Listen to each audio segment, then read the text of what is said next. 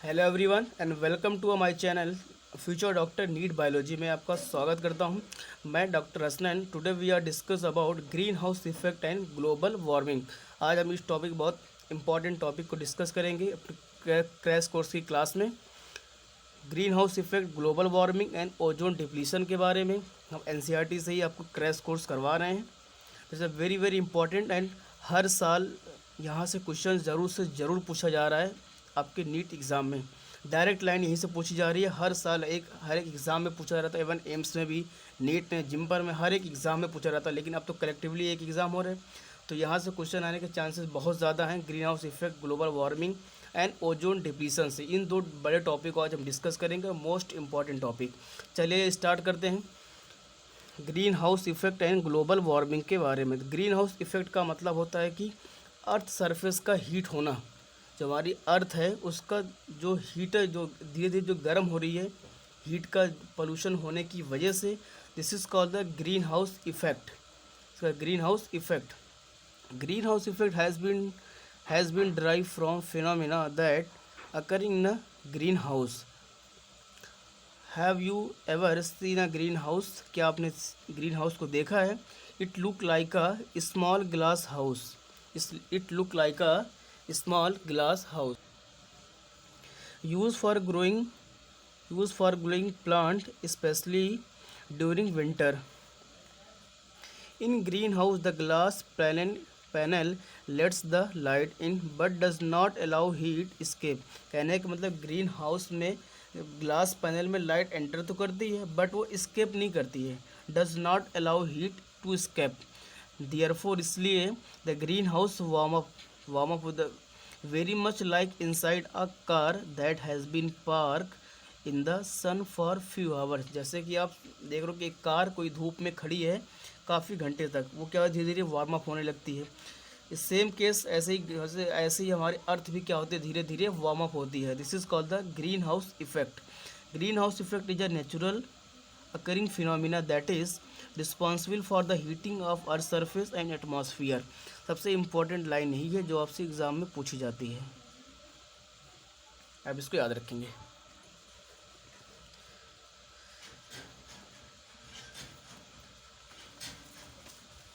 You should be surprised to know that without greenhouse effect, the average temperature of at Earth's surface would be have been a chilly -18 degree rather than the present average temperature 15 degree. कहने का मतलब ये है कि अगर green house effect अगर ना हो तो जो हमारे अर्थ सरफेस का जो टेम्परेचर है वो -18 degree rather than the present average temperature of 15 degree. In order to understand that the greenhouse effect, it is necessary to know the path of energy sunlight that reaches the outermost atmosphere. Cloud and gases reflect about 1/4 of the incoming solar radiation. Cloud जो बादल हैं और जो वहाँ पर जो gases मौजूद हैं वहाँ पर, वो क्या करती हैं कि वो रिफ्लेक्ट करती हैं सोलर रेडिएशन को। कितना? 1/4 सोलर रेडिएशन को रिफ्लेक्ट करती हैं and absorb some of it, but almost half of coming solar radiation fall on earth surface heating. मतलब जो सोलर रेडिएशन जो अर्थ सरफेस पे आ रही है उसकी जो हाफ है वही अर्थ सरफेस को अगर हीट कर रही है, while small proportion is reflected back. जबकि इस एक बहुत स्मॉल प्रोपोर्शन, बहुत छोटी सी मात्रा में क्या वो रिफ्लेक्ट बैक हो रही है। Earth surface re emit heat in the form of infrared radiation, मतलब कि IR radiation, but parts of it does not escape into the space. ये पार्ट जो होता है वो स्पेस में स्केप नहीं होता। As a atmospheric gases like carbon dioxide and methane absorb major fraction of it. सबसे ज़्यादा मात्रा में यही दो गैसें एब्जॉर्ब होती हैं और यही दो गैसें रिस्पॉन्सिबल होती हैं ग्रीन हाउस इफेक्ट के लिए। The molecular of this gases radiate heat energy and major part of which again comes to Earth's surface. The heating it up once again, और ये जो प्रोसेस है लगातार क्या होता है, चलता रहता है। The cycle is repeated many times. The above mention gases carbon dioxide and methane are commonly known as the green house gases. तो यही दो सबसे ज़्यादा खास गैसेस हैं जो एग्ज़ाम में पूछी भी जाती हैं, और यही क्या बोलते हैं, ग्रीन हाउस गैसेस भी कहा जाता है। Because they are responsible for green house effect. ये सबसे इम्पोर्टेंट लाइन अब यही है ग्रीन हाउस इफेक्ट की, सबसे very very most important line. Side में आपको डायग्राम दे रखा है, ये डायग्राम की कुछ परसेंटेज हैं कि कितने परसेंट में कौन ग्रीन हाउस इफेक्ट कर रहा है। फॉर एग्जांपल कार्बन डाइऑक्साइड कितना 60%, मेथेन 20%, CFCs मतलब क्लोरोफ्लोरोकार्बन कितना 14%, nitrogen oxide sorry nitrite oxide कितना 6%। तो ये चार गैसेस है जो ग्रीन हाउस इफेक्ट करती है, लेकिन मेनली कौन है, मेथेन और CO2, ये याद रखेंगे। लैंग्वेज एनसीईआरटी की खास है।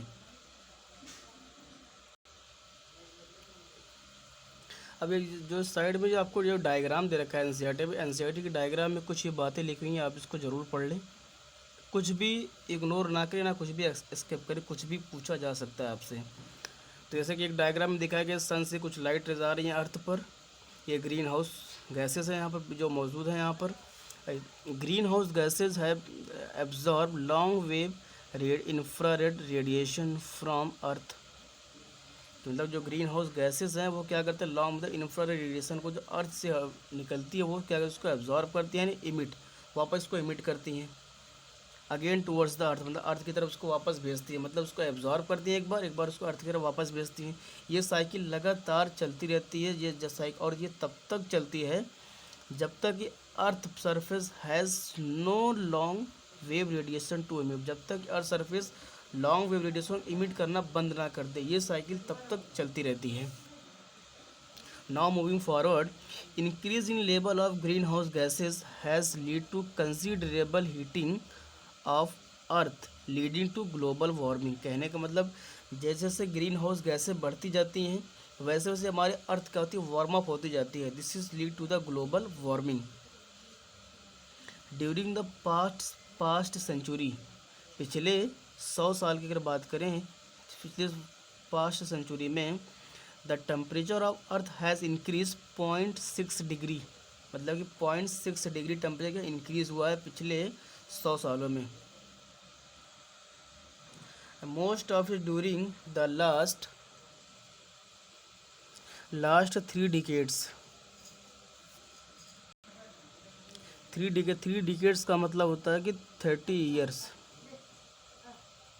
1 डिकेड मतलब कि 10 ईयर एंड 3 डिकेड मतलब 30 years.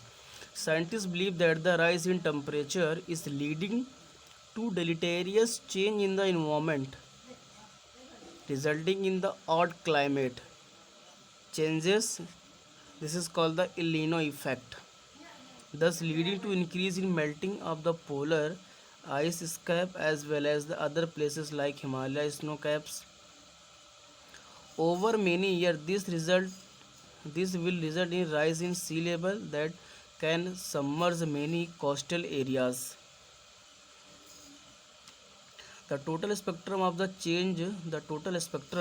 change that global warming can brings about in subject that is still under active research.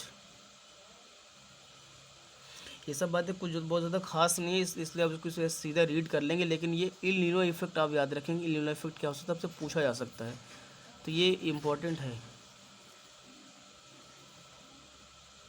Right. अब हम बात करते हैं कि ग्लोबल वार्मिंग के बारे में मैंने पढ़ लिया, ठीक है। अब हम बात करते हैं कि उसको हम कैसे कंट्रोल कर सकते हैं।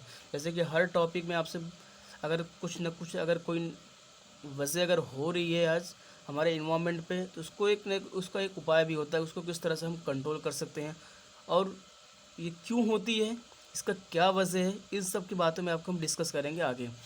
How can we control global warming. The major includes cutting down of use of fossil, improve efficiency of energy uses, reducing deforestation, planting trees, slow down the growth of human population.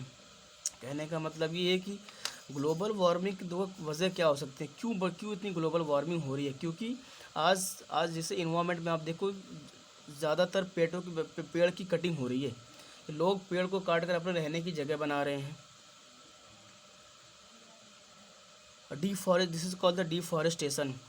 Planting tree नहीं कर रहे हैं, जबकि planting tree करना चाहिए। Slow down the growth of human population. जो human की जो पॉपुलेशन जो हमारे देश में आज ग्रोथ ह्यूमन पॉपुलेशन की दिन पर दिन बढ़ती जा रही है, उस पर कंट्रोल करें। वो भी एक फैक्टर है ग्लोबल वार्मिंग का। This clear. अब हम कुछ उस टॉपिक की बात करेंगे जो आउट ऑफ जो एनसीईआरटी में आपको नहीं दे रखा है, लेकिन आपके एग्ज़ाम में लगातार पूछा जा रहा है आपसे, तो वो भी आपके लिए बहुत ज़रूरी है। जैसे कि हिस्टोरिक कन्वेंशन किसी ग्लोबल वार्मिंग या ग्रीन हाउस गैसेस को मतलब किस तरह से इसको हम रिड्यूस कर सकते हैं। ये एक कमेटी है जिसके थ्रू क्या जिन्होंने स्टेप लिया था कि ग्लोबल वार्मिंग गैसेस को किस तरह से इसको रिड्यूस किया जाए। तो सबसे पहले किसने, जापान इन 1997, जापान ने 1997 में एक कमिटमेंट किया था किसके लिए, ग्रीन हाउस गैसेस के लिए। ऑल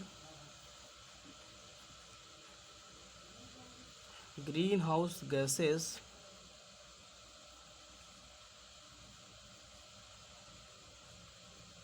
emission commitment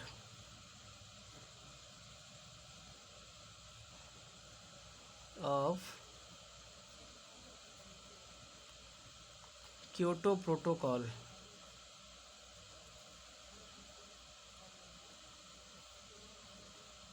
ये आपसे एग्ज़ाम में पूछा जा रहा है लगातार, हर साल ये आपको टॉपिक आपसे पूछा ही जा रहा है कि हिस्टोरिक कन्वेंशन ग्लोब, जबकि एनसीईआरटी में नहीं दे रखा, लेकिन आपसे पूछा जा रहा है। तो कुछ एनसीईआरटी के बाहर भी क्वेश्चन बियॉन्ड उसके आ रहे हैं। तो historic convention of the green house gases को किस तरह से हम इसको रिड्यूस कर सकते हैं, इसके सबसे पहले जो कमिटमेंट किया था किसने किया था, जापान ने किया था 1997 में। All green house gases emission commitment of Kyoto protocol.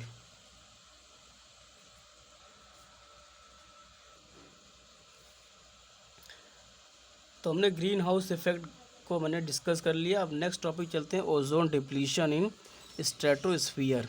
Ozone depletion क्या है, स्ट्रेटोस्फीयर क्या है, इन सब के बारे में अब इस वीडियो में आपको बताएंगे। लास्ट तक आप देख रहे, एक एक पॉइंट आपको समझ में आएगा, बस आप देखते रहिए और सुनते रहिए बस। Stratosphere, you have earlier study in the chemistry text book of 11, जैसे आपको बताया गया कि देखो ओजोन लेयर दो तरह की होती है। Bad ozone form in the lower atmosphere, this is called the troposphere and that harm plant and animal. देखो हमारे एटमॉस्फेयर में दो तरह के ओजोन प्रेजेंट है, एक बैड ओजोन एंड एक गुड ओजोन। बैड ओजोन वहाँ वो लोअर है, जिसे लोअर एटमॉस्फेयर को हम बोलते हैं bad ozone, and upper atmosphere को बोलते हैं क्या, गुड ओजोन। जहाँ पर और जो lower atmosphere ozone this is called the troposphere and upper part of ozone this is called the stratosphere. तो दो तरह के स्फीयर क्या है प्रेजेंट है, कहाँ पर, इन्वायरमेंट में या एटमॉस्फेयर में। अब जो lower atmosphere this is called the troposphere, ये नुकसानदायक किसके, प्लांट और एनिमल के लिए। There is a good ozone also, this zone is found in the upper part of the atmosphere, this is called the stratosphere and it act as shielding absorb ultraviolet radiation from sun। तो जो सन से जो UV radiation आती है उसको absorb करते हैं, क्योंकि इस स्ट्रेटोस्फीयर के पास एक क्या होता है, एक शील्ड होती है, एक इनके पास एक स्क्रीन प्रेजेंट होती है जो क्या करते हैं उस गैसेस को उसमें एब्जॉर्ब कर लेती हैं। जो यूवी रेडिएशन जो सन से आती है क्या करते हैं उसको एब्जॉर्ब कर लेते हैं, act as a shield absorbing ultraviolet radiation from the sun। UV ray are highly injurious to living organisms since DNA and since क्यों हमारे लिए हानिकारक होती है, कौन, यूवी रेस हाईली इंजूरियस होती है लिविंग ऑर्गन, क्योंकि ये डीएनए और प्रोटीन क्या करती है, इसको ये डैमेज करती है। DNA protein of the living organism organism preferentially absorb UV rays, जब डीएनए क्या करे यूवी रेस को अगर एब्जॉर्ब करेगा, it is high energy breaks chemical bond within these molecule. The thickness of the ozone in column of air from the ground to the top of the atmosphere is measured in term of the Dobson unit. Dobson unit के term में क्या करते हैं हम ozone को क्या करते हैं हम मेज़र करते हैं, इसको मापने की एक यूनिट है, इसे बोलते हैं क्या डॉप्सन यूनिट, जो कितनी होती है 300 to 400 डॉप्सन यूनिट होती है। या इसको अगर आप नैनोमीटर में अगर आप करना मिलीमीटर में करना चाहें, इसको मिलीमीटर में 3 से 4 मिलीमीटर। तो ये ओजोन को मेज़र करने का क्या एक यूनिट है जिससे called the Dobson unit. Ozone gas is continuously form by the action of UV rays और molecular oxygen. Ozone gas is continuous, ozone gas लगातार देखो एटमॉस्फेयर में ओजोन गैस लगातार बनती रहती है और टूटती रहती है, लगातार बनती रहती है और टूटती रहती है, क्योंकि ओजोन के देखो ओजोन का जो फार्मूला होता है वो क्या होता है O3 होता है, क्योंकि इसके पास क्या ऑक्सीजन प्रेजेंट है। तो जो मॉलिक्यूलर ऑक्सीजन होता है ना वही ब्रेक करता है। क्यों ब्रेक करता है? क्योंकि जो एटमॉस्फेयर में गैसेज जो प्रेजेंट होती है क्लोरीन वहाँ पे प्रेजेंट होती है जो क्लोरोफ्लोरोकार्बन से आती है। क्लोरीन करती क्या है कि ऑक्सीजन को स्प्लिटिंग कराती है, क्योंकि क्लोरीन किसकी तरह एक कैटलिस्ट की तरह एक्ट करती है रिएक्शन में।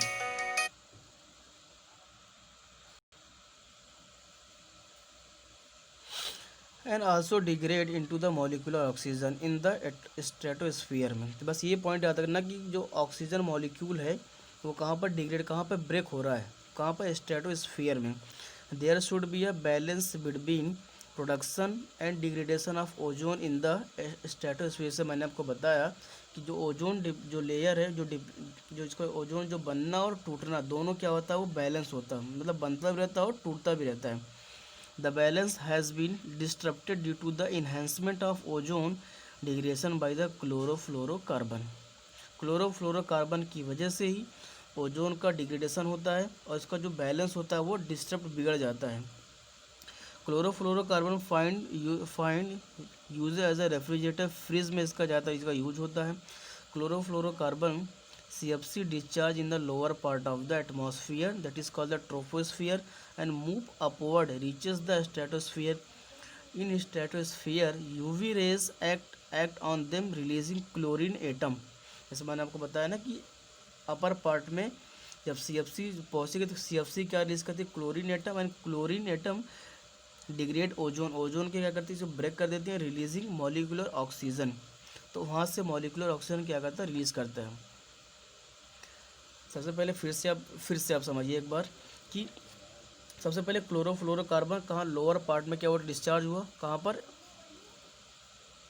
लोअर पार्ट मतलब कि ट्रोपोस्फियर में। ट्रोपोस्फियर में क्या हुआ डिस्चार्ज हुआ, डिस्चार्ज होने के बाद कहाँ पहुँचा ये स्ट्रेटोस्फियर में।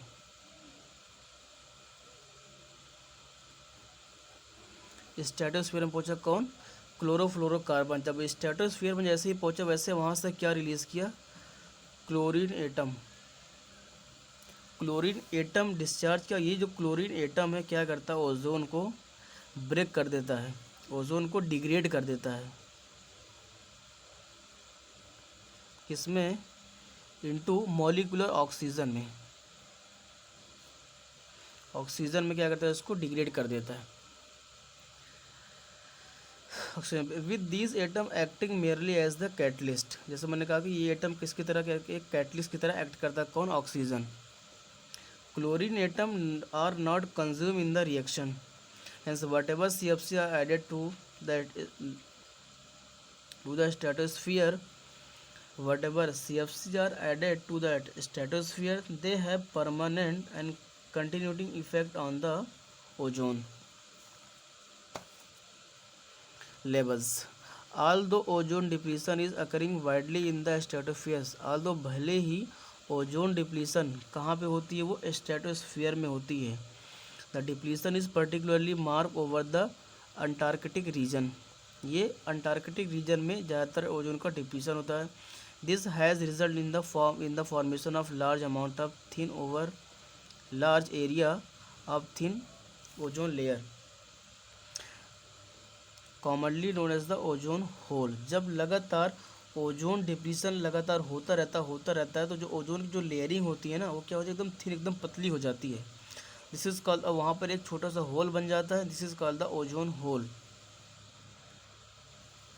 UV radiation of wavelength shorter than UVB are almost completely absorb by earth atmosphere.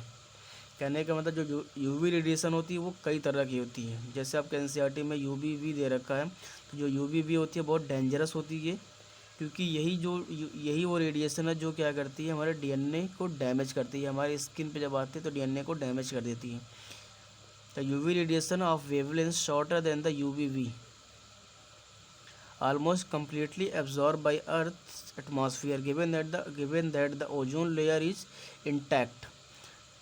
But UVB, जो UVB अल्ट्रावायलेट रेडिएशन बी होती है ना, ये DNA damage DNA and mutation में अकर। मतलब डीएनए में जब डीएनए को जो डिग्रेड करेगी, जब डीएनए को नष्ट करेगी तो क्या होगा, म्यूटेशन होगा।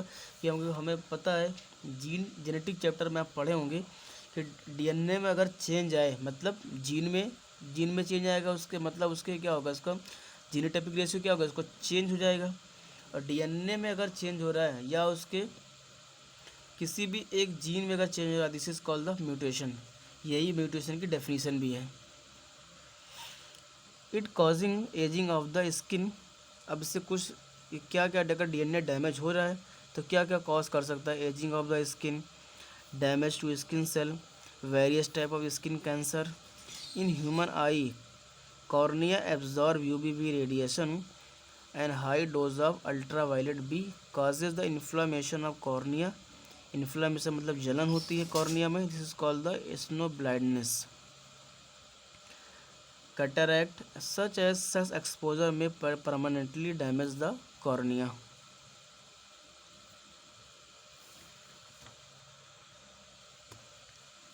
On moving forward, recognizing the deleterious effect of ozone depletion, an international treaty known as the Montreal Protocol was signed at Montreal, मतलब कनाडा, इन 1987। 1987 में क्या हुआ था, साइन हुआ था कौन, मॉन्ट्रियल प्रोटोकॉल। लेकिन इसका जो इफेक्ट हुआ था वो 2 साल बाद हुआ था, मतलब कि 1989 में। To control the emission of ozone depleting substance. Ozone depletion के लिए जो इमिशन हुआ था, जिसको called the Montreal protocol. Green house gases के लिए जो इमिशन हुआ था, called the Kyoto protocol. Kyoto protocol Japan ने सबसे पहले किया था, और मॉन्ट्रियल प्रोटोकॉल सबसे पहले कैसे कनाडा ने किया था। ठीक। नीट 2019 का ये क्वेश्चन है। लास्ट ईयर आपसे ये क्वेश्चन आपसे पूछा गया था और क्योटो प्रोटोकॉल भी पूछा गया था। तो दोनों क्वेश्चन आपके पिछले साल भी आ सकते हैं। मतलब आप समझ सकते हैं कितना ये खास टॉपिक है आपके लिए। Subsequently उसके बाद many more effort had been made and protocol have laid down definite roadmap separately from developed and developing countries. They separately developed country like Japan, America, this is called the developed country, and developing countries like India, Pakistan, है ना, for reducing the emission of CFC and other ozone depleting chemicals.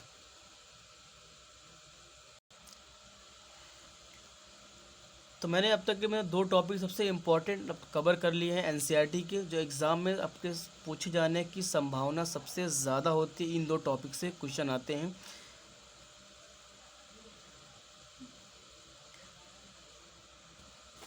अब 2 खास बात जो NCERT में तो नहीं दे रखा, लेकिन आपके एग्ज़ाम में लगातार नीट एग्ज़ाम में पूछा जा रहा है कि world ozone day celebration and world environment day, इन 2 चीज़ के बारे में आपसे लगातार एनसीईआरटी एग्ज़ाम आपसे पूछ रहा है एनटीए। जबकि आपके एनसीईआरटी में नहीं दे रखा, लेकिन एग्ज़ाम में पूछा जा रहा है आपसे।